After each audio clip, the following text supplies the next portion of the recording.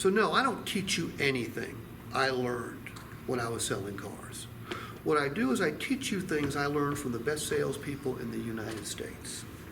I mean, I get to work with top-notch organizations. I mean, in Los Angeles, in Detroit, in Memphis, in Atlanta, in Louisiana, in the Carolinas, in Maine, in New Hampshire.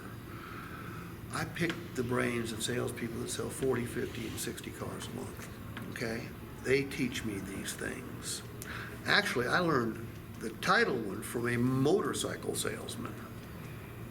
But what it's, question? How did you get this number again?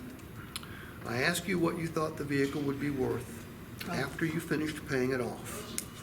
And then you divide, by the way, everything I'm doing right now is in writing in the booklets I've given you, okay? Then you divide that number by the term of the loan in months, and that shows you how much of the payment is coming back to you every time you make the payment. The only time that won't work is if the customer can't make the gross payment. If, like in this case, if she couldn't make if she couldn't stroke a check for $968, it wouldn't work. Okay, I'd have to switch her off. The mistake would have been in the vehicle I put her on. Okay, but here's my point. I'm going to expose you guys to some great stuff here, and I have before. And I'm going to send you video follow-ups so you can study the videos. I don't want you to be me. I want you to be a better version of you, a better version of you, a better version of you. But in order to do that, you need to practice it. Yeah, I can't change your life in 2.5 hours, okay? Your professional life, okay?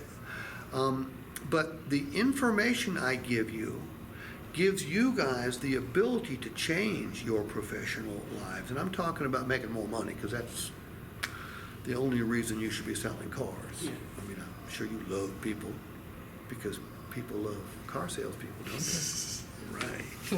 Okay, right. Look, Carlos, you're in a commission sales job right now. There is one place that's paid, first place, okay? Second place doesn't get any money.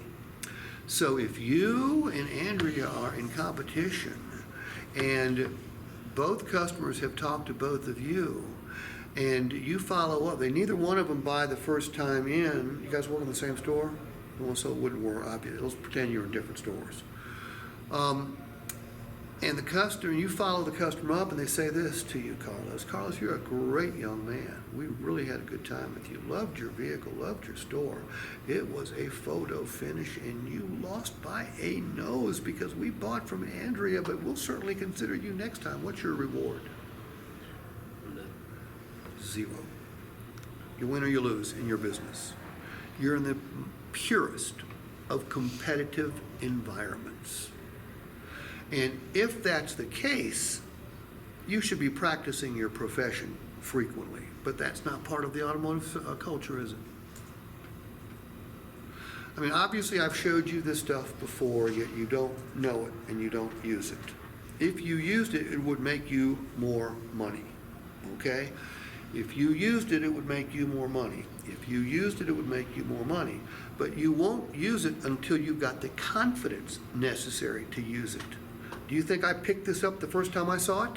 No. No, but you think about it, it's not really that complicated, okay? I mean, you just say, hey, here's the check. You know, I know you don't want to write it. I get it, I understand. But you know what? There's a savings element to every car payment you make. Customers go, what are you talking about? You go, let me show you. Look, you write the check, you send it to the lender, okay? You think the lender's going to keep it all. They don't. Some of it's coming back to you, metaphorically speaking, okay? Because obviously the lender's not sending money back to the title. All right, so that's why I use the term metaphorically. I don't even know what the word means, but I think it works in that context. All right? And then you say, look, you're going to make your 72nd payment. What happens after you make that 72nd payment? Your title comes back.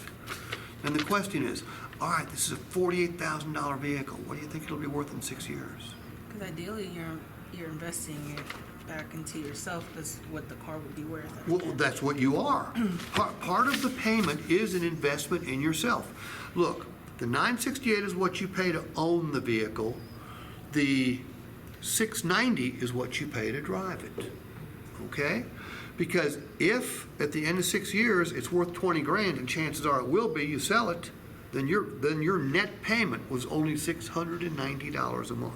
You did that divided by 72, right? You divide, if it was a 60-month loan, you divide it by 60. If it was 84, you divide it by 84. And then you subtract that by the monthly payment to get this. Yes. So the math is really easy. It's the story that takes development.